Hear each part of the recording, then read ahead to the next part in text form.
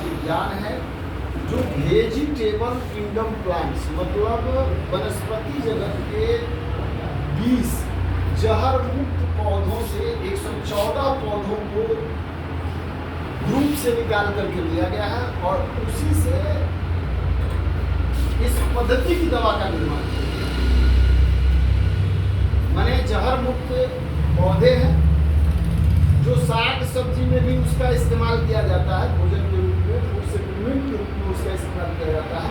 वैसे पौधों को लेकर के इस पद्धति की औषधि को बनाई गई है और इसकी टोटल औषधियाँ अभी आधुनिक में पहले 38 थी, अब जो है वर्तमान में यह 64 तक पहुँची। ये the world education research 114 plant से बढ़ा करके हमने लगभग 400 और पौधों का अनुसंधान किया है। जो डॉक्टर काउंट सीजर मैकी साहब ने जिस पौधे को लाया है वो 114 है, लेकिन चिकित्सा विज्ञान धीरे धीरे बढ़नी चाहिए।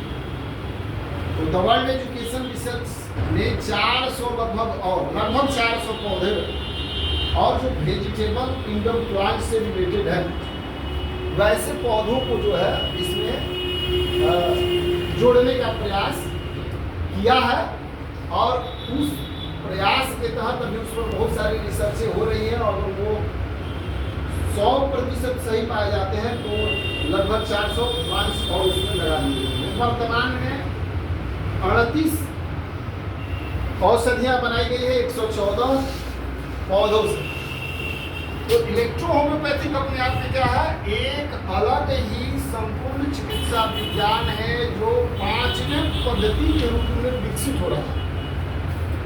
और इस चिकित्सा पद्धति का निर्माण डॉक्टर काउंट सीजर मैकी साहब ने जन्म दिया था। इसको एलोपैथिक, आयुर्वेद, यूनानी और होम्योपैथिक के सिस्टम को देखते हुए कि आसानी से किस तरीके से लोगों को और कम व्यवस्था में बढ़िया औषधि उपलब्ध कराई जा सके, यह सोच कर उन्होंने कहा कि एलोपैथिक चिकित्सा अपने आप में एक पद्धति है,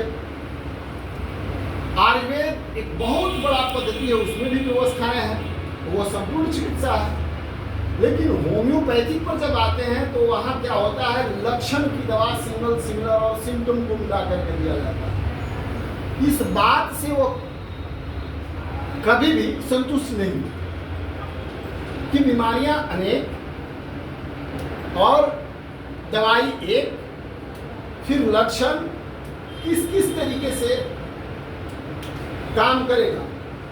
उसमें भी कहा जाता है कि पहले जो सबसे तीव्र बीमारी है उसका इलाज किया जाए और उसके बाद तब दूसरी इलाज की जाए। तो हो सकता है कि मरीज ठीक न पाए उस पद्धति में उतने देर तक, या मरीज मजबूर होकर के कोई दूसरे पद्धति में चला जाए, या मरीज के साथ अहित हो जाए। बहुत सारी बातें उनके दिमाग में आई और उन्होंने यह निर्णय लिया कि नहीं, यह संपूर्ण चिकित्सा विज्ञान नहीं हो सकता। फिर तलाश जारी हो गया और उन्होंने एक कुत्ते को देखा, एक कुत्ते को जख्म हो गया, तो एक कुत्ते को देखा कि एक पौधा के पास जाता है और पूरा लौटी आता है उस पौधा के पास, और कुछ दिन में वो कुत्ता ठीक हो जाता है। अचंभा लगा उनको। बहुत बड़े वनस्पति जगत के शोधकर्ता थे, तर्कशास्त्री थे,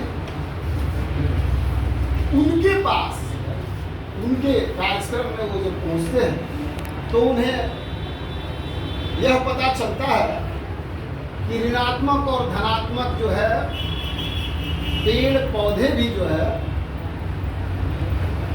होते हैं।